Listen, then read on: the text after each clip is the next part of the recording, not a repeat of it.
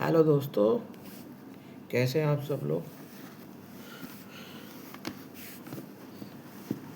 हम बात करेंगे जो डोनाल्ड ट्रंप ने रसिया की दो कंपनियों के ऊपर बैन लगाया, जो वहाँ की तो सबसे बड़ी कंपनियाँ हैं। उससे ग्लोबल स्तर पे ये जो क्रूड की कीमतें कहाँ जा सकती है और आने वाला क्या भविष्य है। आप सभी जानते हैं कि रसिया और यूक्रेन काफ़ी सालों से युद्ध लड़ाई कर रहे हैं, और जो उसमें उसका नतीजा अभी तक तो कुछ ऐसा नहीं मिला है। और जब से डोनाल्ड ट्रंप राष्ट्रपति बने, तो उन्होंने ये उनकी ये सोच है कि वह सब जगह से युद्ध ख़त्म करना चाहते हैं, चाहे वो इज़राइल और हमास का युद्ध हो, यूक्रेन और रसिया का युद्ध हो, और अभी भारत और पाकिस्तान में सीज़ फायर में उन्होंने बोला कि मैंने ये युद्ध रुकवाया है। हालांकि आपकी उनसे सहमति असहमति हो सकती है, लेकिन जो वो बोल रहे हैं, क्योंकि वो एक इतने बड़े पद पे बैठे हुए हैं, तो वो उनको बातों को नज़रअंदाज नहीं किया जा सकता। आपने हाल के दिनों में देखा होगा, उन्होंने भारत के ऊपर 50% टैरिफ लगा दिया था। टैरिफ जो गुड्स जो इंडिया से जा रहे हैं वहाँ पे, तो उस पर उन्होंने 50% टैरिफ लगाया था। उन्होंने एक लिस्ट जारी करी थी। फिर लेकिन भारत के जो कपड़ा उद्योग है उसको, और चमड़ा उद्योग है, और इसको काफ़ी नुकसान उठाना पड़ा था। अभी भी आप देख रहे हैं कि भारत के ऊपर डोनाल्ड ट्रंप बोलते हैं कि मोदी हमारा बेस्ट फ्रेंड है, लेकिन फिर भी वो कुछ ना कुछ वो है, हमारे से हमको नीचा दिखाने के लिए, हमको कम दिखाने के लिए वो हम पे, ऐसा लगता है कि अमेरिका का राष्ट्रपति बुली कर रहे हैं। अभी उन्होंने कनाडा के साथ भी अपने जो ट्रेड उनकी होती है उसको कैंसिल कर दिया है। लेकिन जो अभी मुद्दा है ये है, दो रूसी तेली कम जो दो वहाँ की प्रमुख जो वहाँ की रूस की तो प्रमुख तेल कंपनियाँ थी, उनके ऊपर उन्होंने जो प्रतिबंध लगाया है, उन दो कंपनियों के नाम हमें याद होने चाहिए, रोसनेफ्ट और लुकाइल। ट्रंप ने रूस की दो सबसे बड़ी कंपनियों रोसनेफ्ट और लुकाइल पर कड़े प्रतिबंध लगा दिए हैं। इसका भारत पर फिलहाल असर नहीं दिखेगा। सरकारी तेल कंपनियों को बिचौलियों के माध्यम से तेल की आपूर्ति जारी रहेगी। अमेरिका के राष्ट्रपति डोनाल्ड ट्रंप ने बुधवार देर रात को रूस की दो सबसे बड़ी तेल कंपनी रोसनेफ्ट और लुकाइल, कौन सी दो कंपनी है रोसनेफ्ट और लुकाइल, ये आपसे पूछा जा सकता है अगर आप कहीं कोई कम्पिटिटिव एग्ज़ाम की तैयारी कर रहे हो। हालांकि मैं यहाँ पे करंट अफेयर्स एंड न्यूज़ के बारे में डिस्कस कर रहा हूँ, ताकि ये आपको पता चल सके। इसका भारत पर फ़िलहाल कोई असर दिखाई नहीं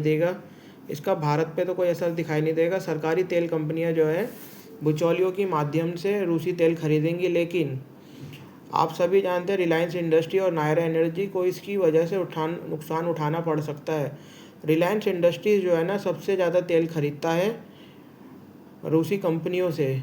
रिलायंस रूसी तेल का सबसे बड़ा खरीदार है, और रूस से देश में प्रतिदिन आयातित जो इंपोर्ट करता है वो 13 लाख बैरल तेल का आधा हिस्सा खरीदती है। जो देश में जो प्रतिदिन जो 13 लाख बैरल आता है, उसमें से आधा तो हिस्सा रिलायंस ही खरीद लेता है।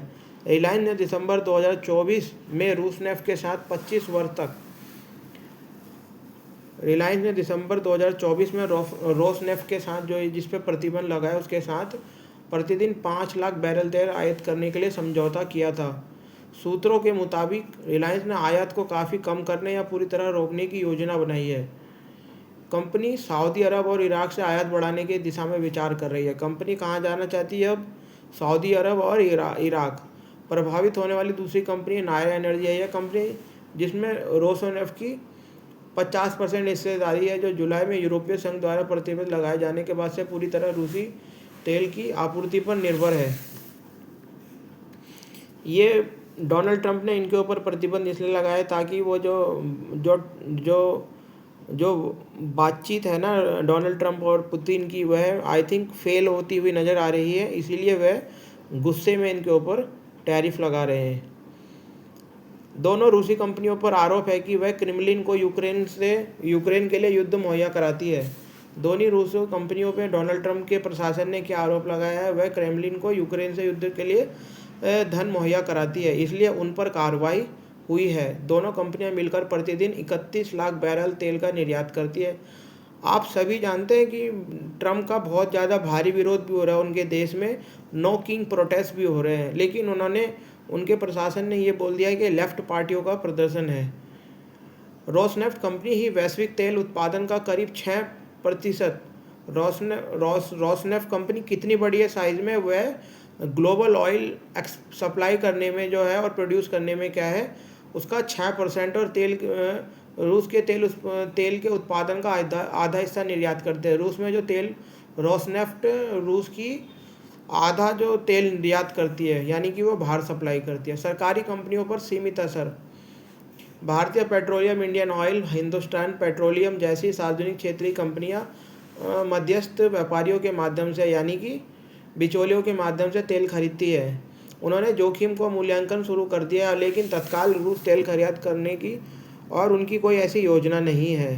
ट्रंप ने 5वीं बार दावा किया है। ट्रंप ने एक हफ्ते में 5वीं बार दोहराते हुए बुधवार को कहा था कि प्रधानमंत्री ने उनसे बातचीत में कहा था भारत रूस से इस साल के अंत तक तेल में 40% की कटौती करेगा। रिलायंस इंडस्ट्रीज की बढ़ती मुश्किलें हैं। रिलायंस इंडस्ट्री लिमिटेड को आयात फिर से संतुलित करना पड़ सकता है, क्योंकि वह सीधे रूस की रोसनेफ्ट से कच्चा तेल खरीदती है।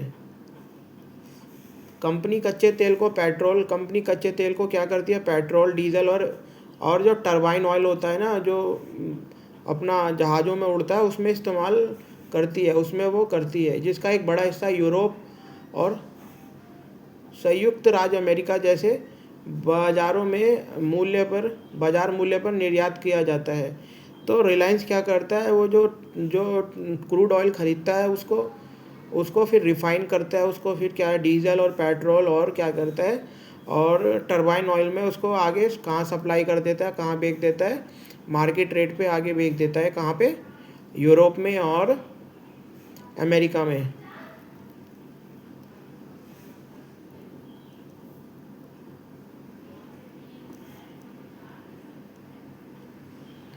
भारत के लिए चुनौती, कीमतों में बढ़ोतरी संभव। रूस अब तक भारत के लिए कैसी चुनौती होगी। अभी तक तो भारत जो है आसानी से तेल खरीद ले रहा था सस्ते दरों पे, जिससे देश को बड़ी लागत में राहत मिलती थी। अब नए